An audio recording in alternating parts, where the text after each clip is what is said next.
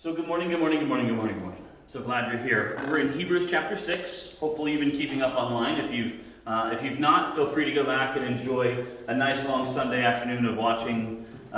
This is number 9, 8 hours of hanging out. So I know you're like, oh, binge watching. Sweet. What's better than having to put up with them 30 minutes? 8 hours of it. But feel free to dig in. Feel free. Hebrews chapter 6, we've been talking through the book of Hebrews. We're at chapter 6, so technically this is just lesson number 9 of Hebrews chapter 6, but there are, of course, 5 other chapters that came before that. So I don't know how far you want to go back in your YouTube world, but you could entertain yourself for quite a while. I don't know how entertaining it would be, but it's there. Also, just letting folks know that are tuning online, we are doing prayer requests, and so please let us know your prayer requests. We do that before we start recording so that we can share that in privacy, but let us know how we can pray for you for sure. Hebrews chapter 6, this transitional phrasing idea of Hebrews 6 is it's a challenge to us to kind of change our brain, our mentality about how we approach our Christian life. Most people retire in place. I don't know if you're familiar with that phrase, but you have people that are at work and they've been working there for 20 years and they should retire and quit showing up, but instead they work for 5 more years or 10 more years, but they kind of retire in place. In other words, they're now just doing the minimum they can do and not get fired. You know, like what's the least I can do and not lose my job? I know everyone's smiling. You have met people like that, I'm sure. I know none of you good people would be like that, but when you retire in place, I think Christians do this a lot. We come to church and we get saved, and it's like, okay, retire. I'll just wait for Jesus now. You know, and that is not the right mentality. It's the other way around. That getting saved, that salvation moment is a starter pistol for the race, right? It's the get going, let's get started thing. And Hebrews 6 is calling us out with why we get stuck in that modality. It's because we keep wrestling with these very basic things and we never move on to deeper theological issues. We never get into why our society works the way it does. Why do people feel so challenged? And so we were just talking about this with COVID, that there's a real disease that people are really getting sick from, and some people are passing away from it. The numbers are so abused, and the hype is so confusing. It's really hard to decrypt and decode what's really going on there, but it's a real thing. I don't want to ever make it sound like I don't believe it's a real thing. Those of us who've had it will tell you that it's not the flu. It's a real thing. But most people who have it, it's just you move on. But people are passing away from it. A lot of people that are. Anyway, I'll end my rant before I get too high up on that soapbox there. But it's a real thing. But the real long-lasting effect of that is actually going to be societally and economically how we've really isolated ourselves, and the depression is unbelievable. If you are not tracking the suicide rate, the suicide rate has skyrocketed during this epidemic, especially people that lose the will to live. People who are elderly, a lot of people in nursing homes or personal care homes who thrive on that interaction. I can't tell you, I've spent probably a disproportionate amount of time in personal care homes than most people, because that's just part of being a pastor, I think, and being involved in church. But I can't tell you how often they're so excited for you just to walk in, total random stranger, walk in, especially if you have kids with you, like, can we come and sing? Like, yes, come and sing awfully, horribly, and terribly with sticky fingers in my room. Yes, we love it. Can I give you hugs and kisses? They just don't care. I mean, you know what I'm saying? Like, this is great for them. How much they live for that next visit from their grandkid. You know what I'm saying? That's such a keep going thing. Like, I want to keep going because I want to see my daughter. I want to see my son, and it's so real. And then when they're isolated, it's just sort of, what's that motivation? And it's heartbreaking to see that happening. And I think that's a good example of what happens in our Christian lives. In this Hebrews 6 chapter is talking about the reason we get stuck in this sort of retired in place idea is that we're stalled because we think like, okay, I'm done.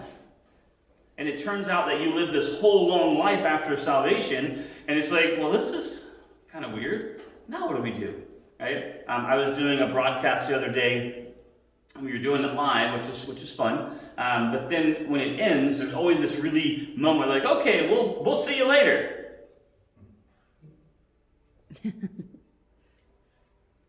And we're out. Okay, you know what I mean? And you're like, what's happening?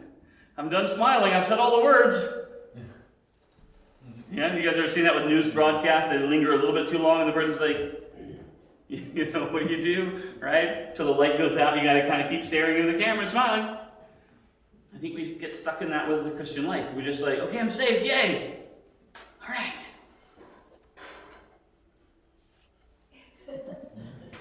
Right? Like, what are we doing?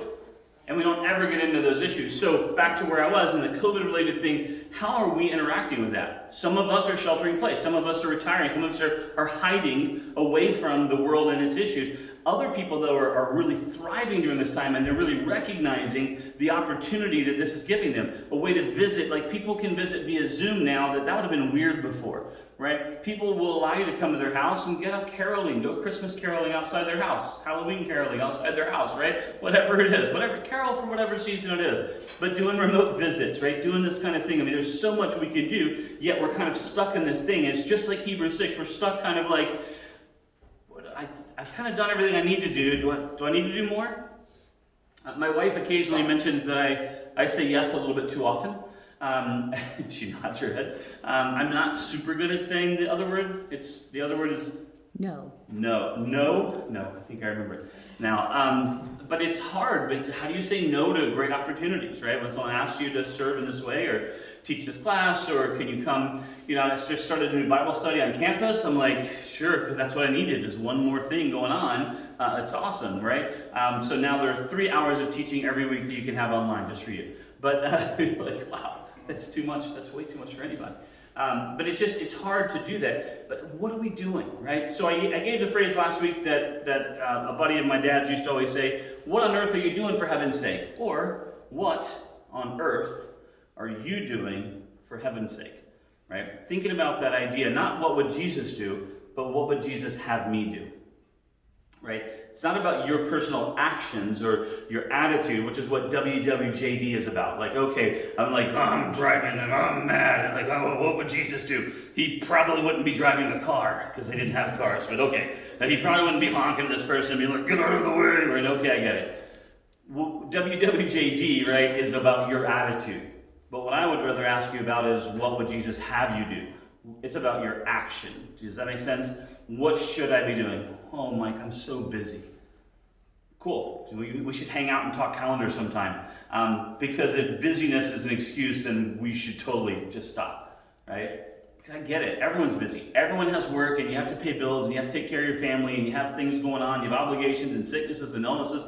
I get it, man. Everyone's busy. But I'm going to assure you of something that you should hear very plainly. Not one person is so busy that they can ignore what God is asking them to do. In other words, God also knows how busy you are. He knows your schedule, right? He knows what's going on. And He is not going to be in a spot where He's going to ask you and just lay on your heart something you must do, and even though He knows you physically can't do it. Does that make sense? Some of you are like, I don't like that. Sounds like we ought to do something. Sorry, I'm talking about the people that aren't here today, obviously. None of y'all. Y'all are awesome, right? But that's the reality of it. Is, in other words, if God presses it on your heart, He rarely is going to press it on your heart and say, hey, this is so awesome. This is your heartbeat ministry. You should totally find someone else to do it for you. Right?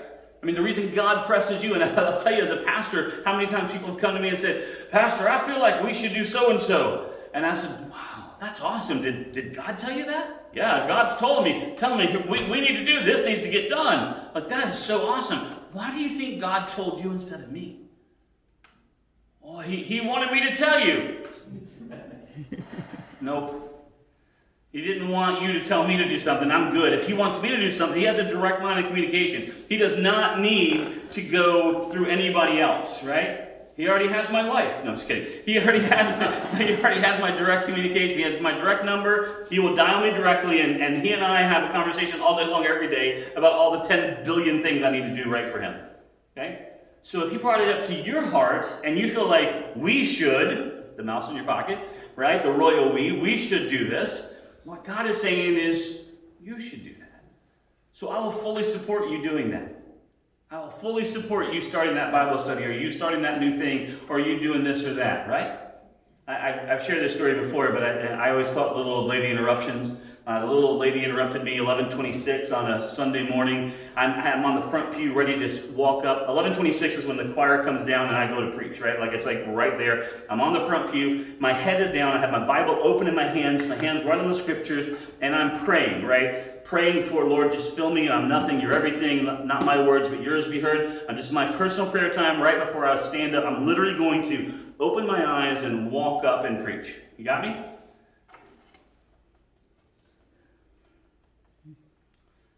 Yes, ma'am? There is no toilet paper in the ladies' restroom. Okay? What exactly do you want me to do? But I just think that's terrible. Wouldn't it bother you if I was aware of that situation? Hey, ladies, just coming in to check. Just don't mind me. Just want to make sure the toilet paper situation's all good, right? Shouldn't you be glad that I have no idea the current toilet paper situation in there? My heart was like, man, I love you, and I really want you to have a good life. My flesh was like, seriously? And my response was, well, I'm sure there's some in there somewhere. Why don't you go find it? There was so much more going on in my head, but that's what my mouth said, right? Lady talk, same thing. Tap me on the shoulder. There's a spider web in the corner of the fellowship hall. It's like, great, get a broom and knock it down. And they don't like those answers because what they want to do is they want to see a problem and report a problem to someone else to deal with it. But I'm not the one who saw it. If I saw the spider web, I was like, then you could yell at me about it. But if you're the one who saw it, guess what? Deal with it. Does anyone need my help? Am I an expert in spiderweb destruction? I'm really good at finding with my face, walking through the woods. Right? It's super awesome. I need taller people in my life. Right? You go first, kid. That'd be great. Right? But other than that, I don't know anything. But we like to do that. I'm giving those little microcosm examples because they're silly, for sure, but also because I need you to understand that that mentality is true for every big thing as well. Well, so-and-so's sick. Pastor, you really should go visit him. I should. Feels like God already touched your heart about it.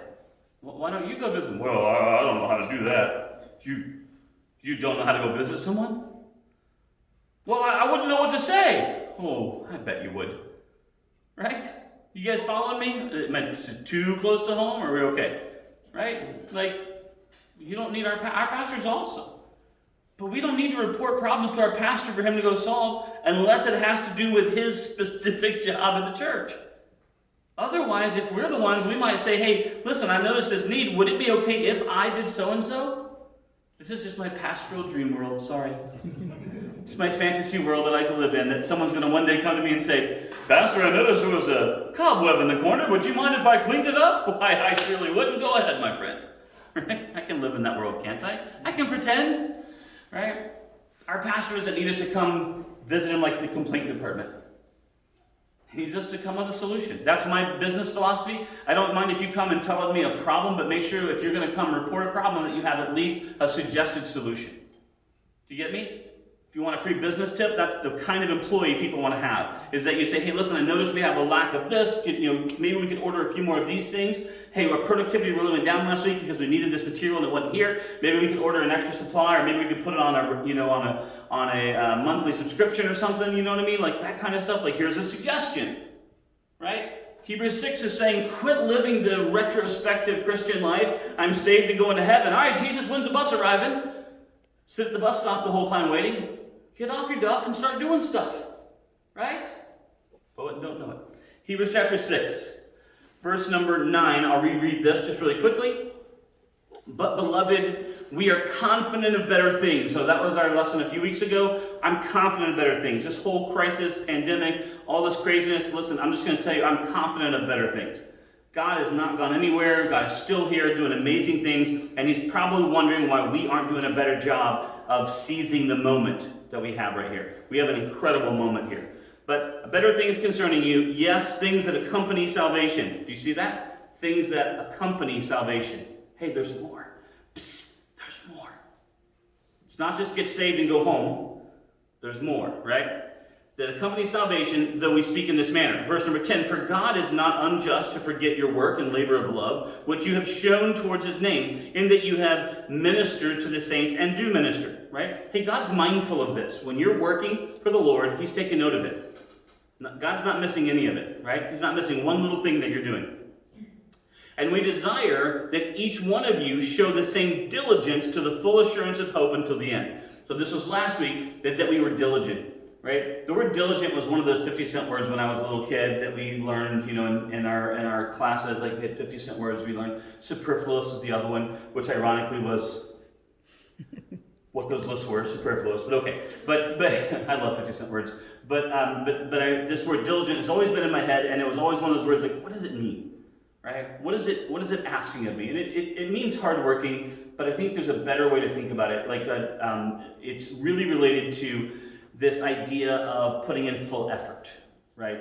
And I think that's what I wanted to say about it, is that God is not asking you to live up to the expectation of Paul, or the expectation of Saint whomever, or the expectation of some great pastor or some great missionary. God is asking you instead to live up to your own personal ability of what God is asking you to do. The cool thing is, when you do what you're supposed to do for God, you are measuring up to all the people that you idolize. Does that make sense? Like, do you think there was ever a time when Paul was like, dude, I'm so glad I'm Paul. Like, I got this, man. This is awesome, right? Because every time he wrote something, he said, I can't believe they let me in. Everything he writes is, hey, y'all, I hope this bubble doesn't burst because I can't believe they're letting a guy like me do this, right? Chief among the sinners, least among the saints, right? This is Paul. I have to decrease so that he can increase. Right? You get what I'm saying? Like, this is his mentality. And so the reality is, Paul wasn't special. He was just diligent. So if you want to pick something to do, then be diligent. Do exactly what God is calling you to do. And you will never, for thousands of years, you'll probably never realize all you've done. Right? You just don't understand the power of doing the thing that God has called you to do. I use the word heartbeat quite a bit. It's the thing that your heart beats for, like the thing that is core to your being. What is the thing that gets you amped, that gets you really fired up, that you're just like, man, I love this, right? And I love it. We have people in our class, and they go and do certain ministries, and when they come back and talk about their visit to their ministry, and they come and give me an update, I love the look on their face. It is so much like the shining white face of Moses. Right? It's this idea of like I have been with God kind of thing, right? When you've done your heartbeat ministry and you come in and you tell people about it, you're just like,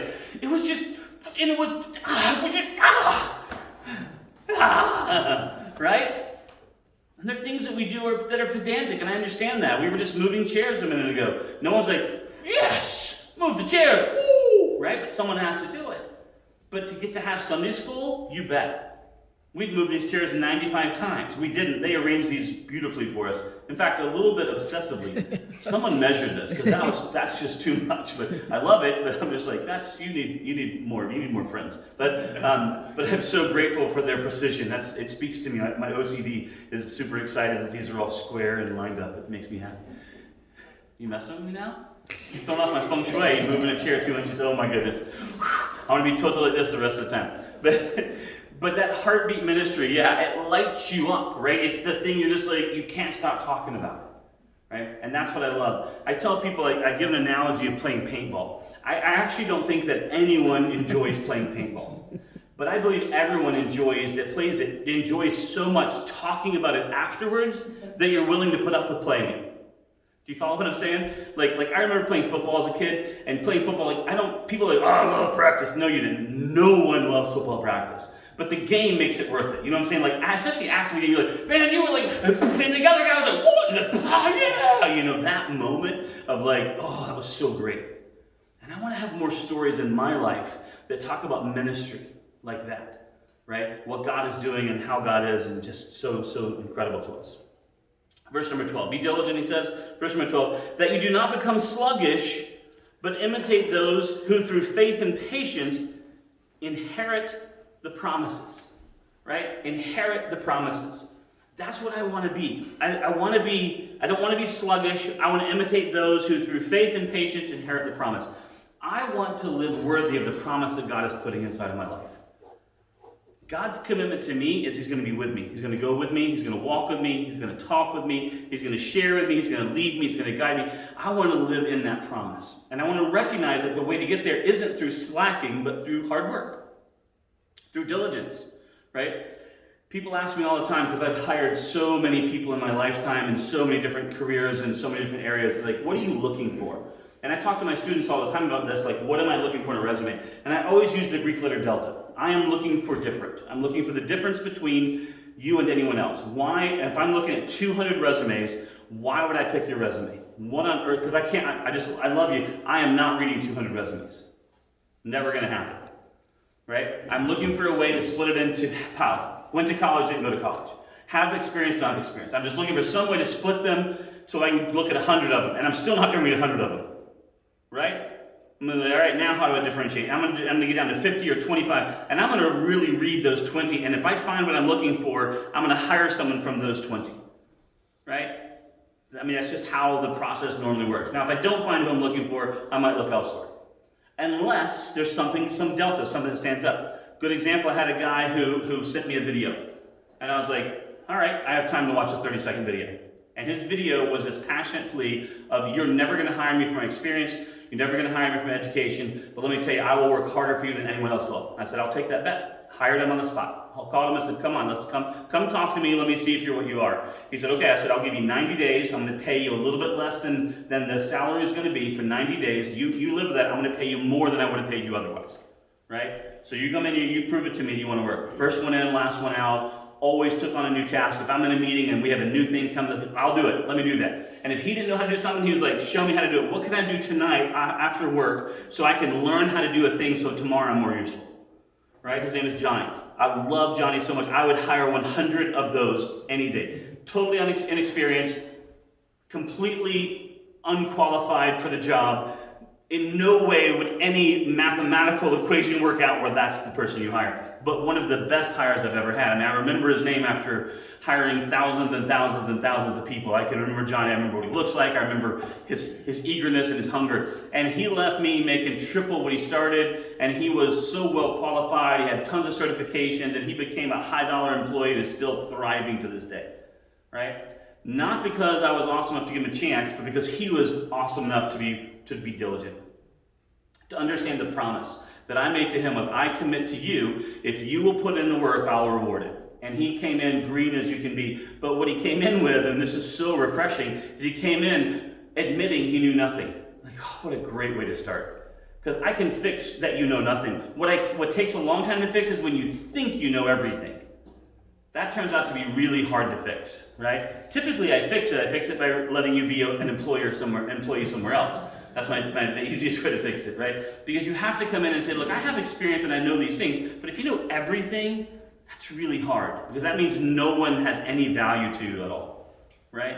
And this is what I want to see. I want to recognize that God has a particular plan for each and every one of us. And that plan, not so secretly, is to work hard doing the things that honor God. And when we obey Him, we work diligently, then we are not being sluggish, right? Which is easy to do.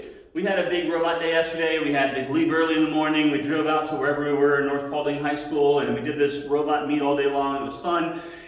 Late night Friday, getting ready for that. Early morning Saturday, and we came home, and we were properly sluggish afterwards. We were like, we got home, and it was raining on us, and we were all just tired. It was an early morning, and then so it was like some game was on, and I think it was the Alabama game. There was some other team playing. I don't know who they were, but that's my people. Still hurts, but it's okay. At least they didn't fall or trip or anything. But I watched a little bit of the game, but even watching the game was like, I don't know if you guys ever have this, but like my cable was shutting off or something. Like it kept getting dark. You guys ever have that? Like you're watching something and like it just gets dark in the room. You guys ever have that? No? It's like the lights go out, you know what I mean? Like, okay. Then it comes back, and you're like, oh, what happened there? Like, cable must have gone out, right? There are times when you have a proper, that's not sluggish, right? We worked hard, and we look like slugs, but we had worked hard. We had earned that rest. You get what I'm saying? And that's what I want in my Christian world. I want to be working so hard for God that I get that blessed rest, right? That type of rest that gives peace and calm in my life. And but the only time I know how to get it is when you work hard.